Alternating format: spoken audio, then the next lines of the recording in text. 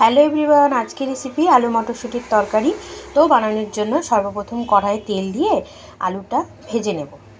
আলুটা ভাজা হয়ে গেলে তুলে নেব, দিয়ে ওই তেলে দিয়ে দেবো গোটা গরম মশলাগুলো, যেমন তেজপাতা, শুকনো লঙ্কা, দারচিনি, লবঙ্গ সব কিছু দিয়ে লঙ্কা দিয়ে ভালো করে একটু নেড়ে নিয়ে দুটো পেঁয়াজ দিয়ে দেবো। তো পেঁয়াজ দুটো দেওয়া হয়ে গেলে একটু ভেজে নিয়ে আদা রসুনের পেস্টটা দিয়ে দেবো। তারপরে দিয়ে দেবো একটা টমেটো। তারপরে দিয়ে দেবো গুঁড়ো মশলাগুলো, যেমন জিরে, ধনে, লঙ্কার গুঁড়ো, স্বাদ মতো নুন, সব কিছু দিয়ে খুব ভালো করে কষিয়ে নেব। তারপরে মটরশুঁটিটা অ্যাড করে দেব।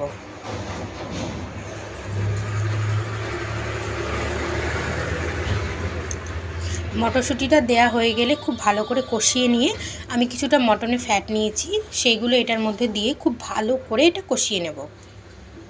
তোমরা বাড়িতে অবশ্যই ট্রাই করো, খুব সুন্দর হয় খেতে। তো মটরশুঁটি আর মটনের ফ্যাটটা যখন কষানো হয়ে যাবে, তারপরে ভেজে রাখা আলুটা এর মধ্যে অ্যাড করে দেব।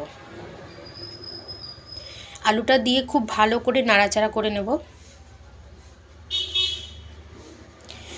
দিয়ে তারপরে এখানে দিয়ে দেবো গরম জল অল্প করে।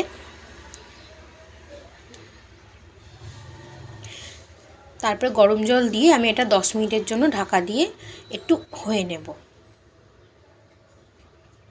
তারপরে ধনেপাতা ছড়িয়ে এটা নামিয়ে নেব। তো ভিডিওটা ভালো লাগলে একটা লাইক করে দিও, আর তোমরা বাড়িতে ট্রাই করো।